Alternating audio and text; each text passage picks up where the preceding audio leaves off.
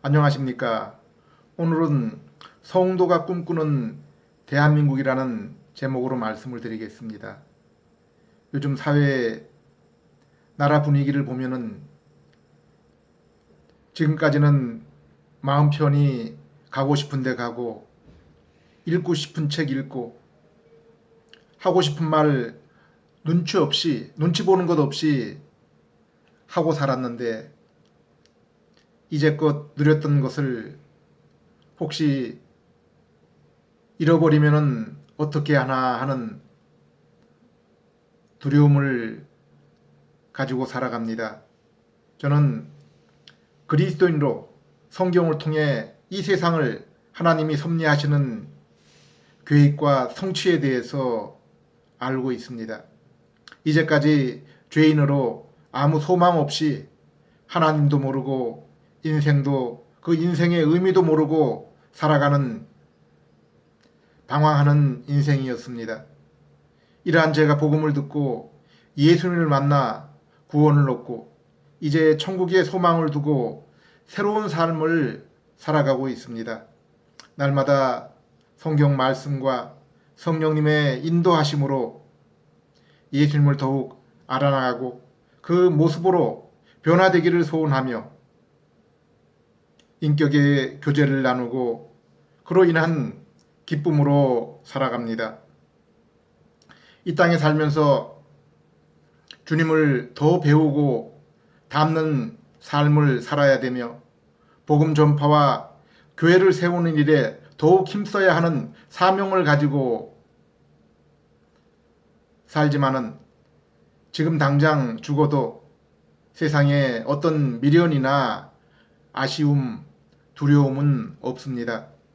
바울의 고백처럼 내가 죽는 것이 내 자신이 소원하는 것이지만은 내가 산다면은 너희 믿음의 진보와 기쁨을 위해서이다라고 말했습니다. 이것이 모든 믿는 성도의 고백이 되어야 한다고 생각합니다. 바울의 또 다른 고백이 있습니다. 바울은 예수님을 만나고 나서 이전에 세상에서 유익하게 여기던 모든 것들을 배설물로 여긴다고 했습니다. 왜냐하면 예수님을 아는 것이 가장 고상하기 때문입니다. 모든 성도에게는 이러한 고백이 있어야 됩니다. 예수님을 믿어 같은 믿음, 같은 성령님, 같은 하나님을 모시고 같은 소망을 가지고 예수님을 머리로 한 같은 교회의 공동체라면은 우리 모두 바울처럼 예수님을 아는 것이 이 세상에 무엇보다 고상할 것이며 그리하여 다른 것에 점점 더 매력이나 흥미를 잃고 말 것입니다. 뒤돌아보면은 전후 세대로 열심히 가정과 부모와 조국을 위해 살았던 것 같습니다. 양심에 후회 없는 삶을 살려고 노력했습니다. 그래서 양심을 지키기 위해서 때로 비난과 손해를 겪기도 했습니다. 또 시간을 내서 여행도 하고 취미생활로 바둑과 또 테니스를 즐기기도 했습니다. 참선과 명상에 한때 빠져 시간을 들이기도 했습니다. 사랑하는 여인을 만나 지금까지 행복한 가정생활을 하고 있습니다. 그러나 복음을 듣고 예수님을 만나고 나서 이 모든 가치와 우선순위, 즐거움이 바뀌게 되었습니다. 시간이 있으면은 이제 성경과 경건서적을 통해서 예수님을 배우고 닮는 생활을 통해서 예수님과 더욱 깊은 인격의 교제를 나누고 싶습니다. 이것이 저에게 이 땅의 최고의 가치요 기쁨입니다. 나뿐 아니라 모든 성도에게 이것이 동일한 가치와 기쁨인 줄로 믿습니다. 그리고 이 땅에서 살아가는 이유와 소망은 더욱 주님을 알고 성숙한 인격으로 더욱 깊은 예배를 드리다가 천국에서 주님을 온전히 뵙고 예배를 드리는 것입니다. 인생의 목적은 하나님을 영화롭게 하며 영원토록 그를 즐거워하는 것입니다. 격동하는 한반도와 세계 정세를 보며 많은 사람들이 걱정하며 두려워하고 있습니다. 한편에서는 이 나라의 경제가 좋아지고 있다. 한반도에 이제 평화가 찾아온다고 얘기하는 사람들도 있습니다. 성경에도 한편으로는 평안하다, 안전하다 할 때 종말이 온다고 했습니다. 또 한편으로는 난리와 전쟁의 소문 뒤에 우리 주님이 오신다고 했습니다. 오늘 아침 데살로니가 후서를 묵상하고 이 메시지를 준비했습니다. 우리가 아는 것처럼 이 서신은 종말에 관해 혼란을 겪는 성도들을 위해서 기록한 것입니다. 본문을 보면은 그들도 오늘날 한국 교회와 같은 혼란을 겪었습니다. 로마 황제와 유대교로부터 핍박을 받은 성도들입니다. 거짓 교사들의 잘못된 가르침으로 영적인 혼란도 겪었습니다. 그리고 종말이 왔다는 소문이 그들의 마음을 더욱 어지럽게 했습니다. 바울은 이러한 환경과 형편 가운데 있는 성도들에게 이 편지를 보낸 것입니다. 주의 날이 이르렀다고 동요하거나 두려워하는 성도들을 위해 쓴 편지입니다.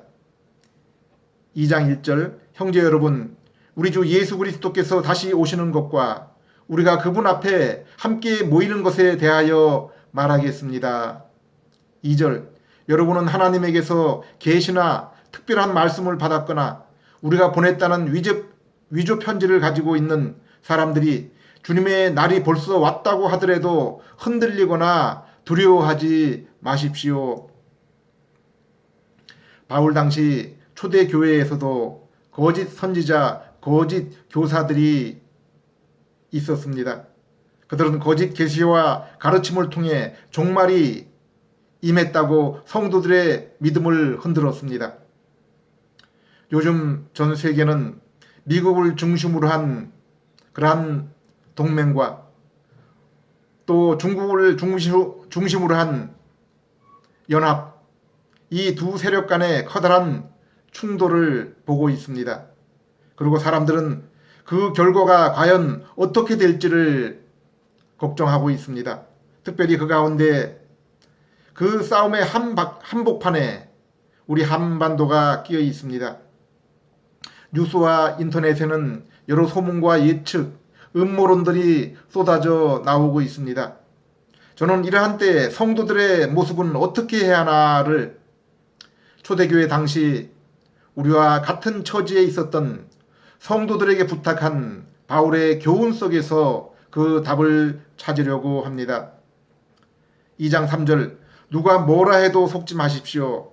주님의 날이 오기 전에 먼저 하나님을 배반하는 일이 생기고 멸망의 아들인 무법자가 나타날 것입니다.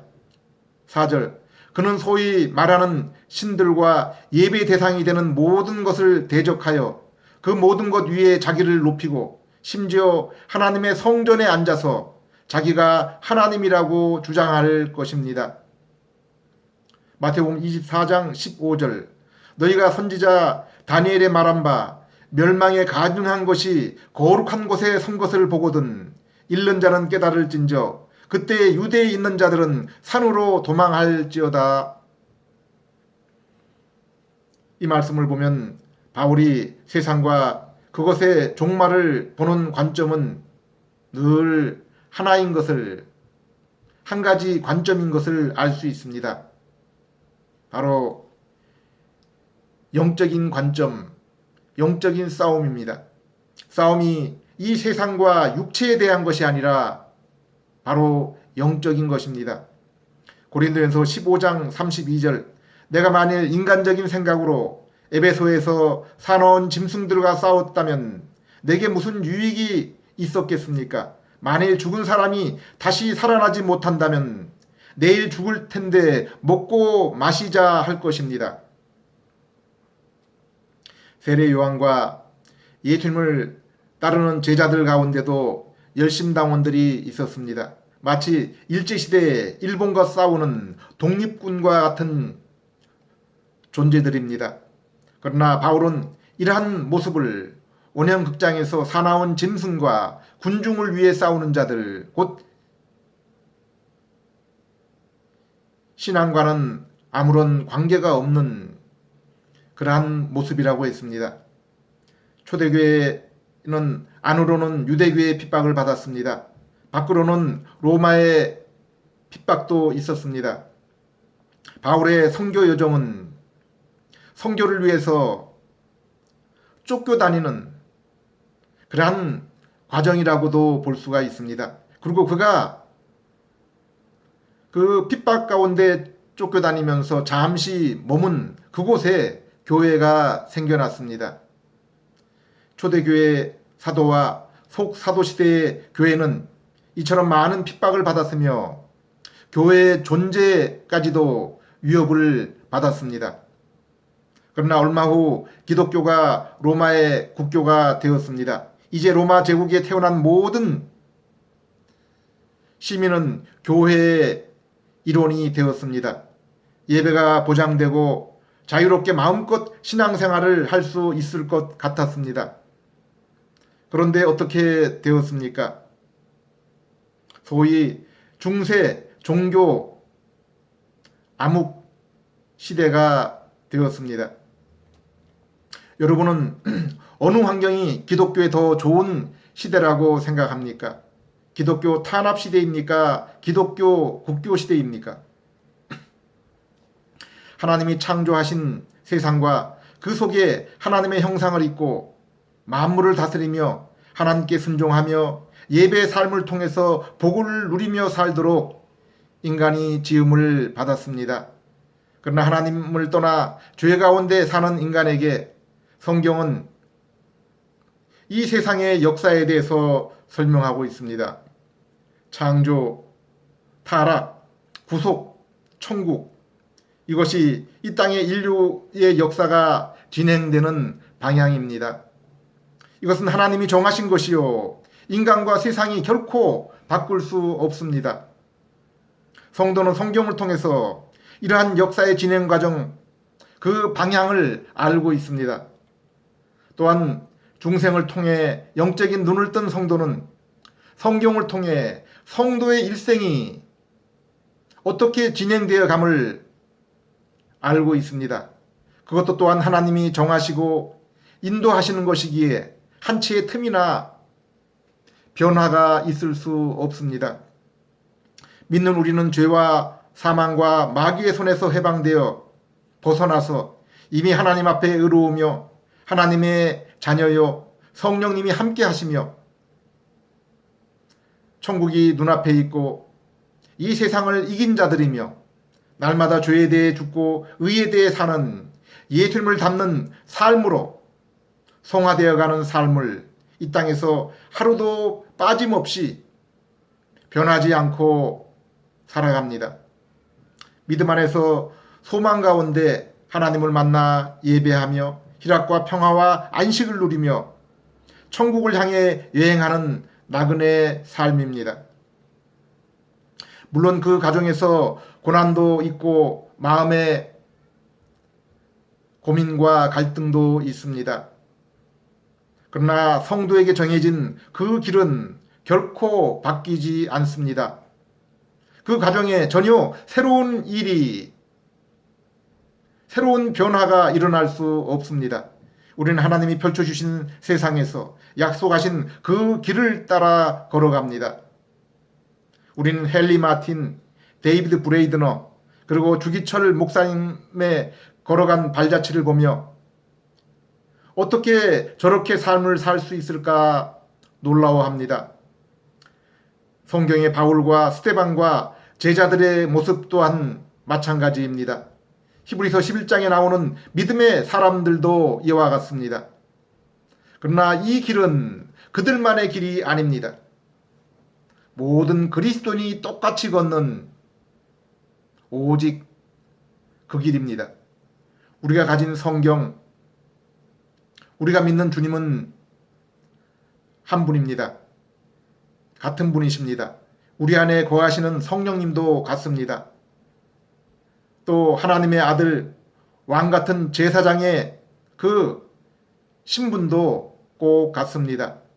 천국에서 우리가 입을 그 모습, 형상도 꼭 같습니다. 그리고 또 같은 길을 걷는 우리는 함께한 동료 나그네들입니다. 우리는 성경을 읽을 때 하나님에 대한 같은 지식을 가지며 그 말씀을 통해 같은 은혜, 기쁨, 평안을 얻습니다. 요한일서 2장 6절 예수 그리스도 안에 거한다고 하는 자는 그의 행하시는 대로 자기도 행할지니라 라고 했습니다. 우리는 지금 세계에서 펼쳐지는 이러한 사건들의 결과를 정확하게 알 수 없습니다. 우리는 우리 눈앞에 제3성전에 교황과 같은 자가 앉아서 하나님을 모욕하게 되는 것을 보게 될지도 모릅니다. 인간적으로 악한 지도자, 독재자의 모습, 그 백성의 자유와 인권을 탄압하고 속이는 모습을 보며 서글프고 화가 날 때가 많습니다. 그들의 모습을 보면서 왜 그렇게 어리석을까? 눈에 보이는 그들의 모습에 당장 심판을 내리고 싶습니다. 초대교회 성도들의 마음속에도 그러한 마음이 있지 않았겠습니까? 디모데전서 2장 1절에서 4절 나는 무엇보다 이것을 권합니다. 그대는 모든 사람을 위하여 하나님께 열심히 기도하고 감사하시오. 왕들과 높은 자리에 있는 모든 사람들을 위해서도 그렇게 하십시오. 그것은 안정되고 평온한 가운데서 경건하고 거룩한 생활을 하기 위한 것입니다. 이러한 생활은 아름다운 것이며 우리 구주 하나님을 기쁘게 해 드리는 일입니다. 하나님께서는 모든 사람이 다 구원을 얻고 진리를 알게 되기를 원하십니다. 어제 한기총 대표인 정광훈 목사가 대통령 하야 시국 선언을 했습니다. 또 김동수 목사가 지지 성명을 밝혔습니다. 악한 지도자를 운전석에서 내리게 해야 한다는 그 보네포 목사의 길을 따르겠다고 했습니다. 저는 정광훈 목사의 시국 선언문을 보면서 나라를 사랑하는 애국 지식인들의 생각을 고스란히 담았다고 생각합니다. 그리고 속히 그 제안대로 나라의 지도자가 자신의 잘못된 정책을 바꾸어야 한다고 생각합니다. 그러나 오늘 말씀을 묵상하면서 세상 나라와 그 가운데 있는 교회에 대해서 생각해 보았습니다. 세상 나라는 흥하기도 하고 쇠하기도 합니다. 멸망하기도 새로 일어나기도 합니다. 그러나 교회는 영영합니다. 그리고 예수님은 바로 그 교회의 머리십니다. 예수님의 은혜와 관심은 교회에 있습니다. 바울의 모습을 보십시오. 그는 자신과 교회를 핍박하는 황제와 권세자들을 위해서 기도하고 있습니다. 그리고 함께 기도할 것을 부탁하고 있습니다. 바울은 자신의 손은 아무것도 아니요 오직 하나님의 손만이 이 세상을 이끌고 인생을 인도하심을 알고 있습니다. 바울의 기도는 지도자들의 영혼을 위한 것도 있고 그 땅을 사는 사람들을 위한 것도 있습니다. 그러나 교회를 위한 것이었습니다. 교회의 평안과 경건 그리고 교회의 사명 그것 때문이었습니다.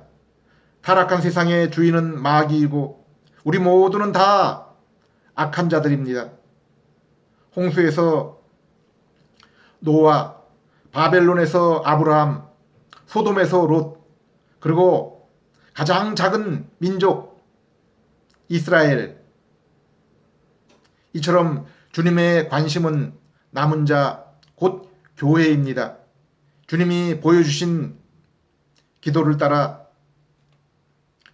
거룩한 삶을 위해서, 하나님의 나라와 뜻을 위해서, 일용할 양식을 위해서, 그리고 악한 자로부터 보호를 위해서 날마다 기도를 드립니다.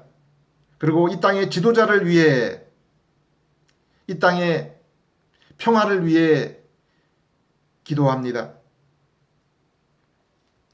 영적인 눈을 열어 세상의 역사의 진행을 알며 내 인생의 그 발걸음을 알게 하신 하나님께 감사를 드립니다. 오늘도 골방에서 주님의 말씀을 대하며 우리 주님을 더욱 배우며 다함길을 힘쓰며 더 많은 사람들에게 예수님의 십자가가 알려지기를 진심으로 소원합니다. 요한계시록 4장 3절 4절 예수를 시인하지 아니하는 영마다 하나님께 속한 것이 아니니 이것이 곧 적그리스도의 영이니라. 오리라 한 말을 너희가 들었거니와 이제 벌써 세상에 있느니라. 자녀들아, 너희는 하나님께 속하였고 또 저희를 이기었나니 이는 너희 안에 계신 이가 세상에 있는 이보다 크심이니라. 기도드리겠습니다.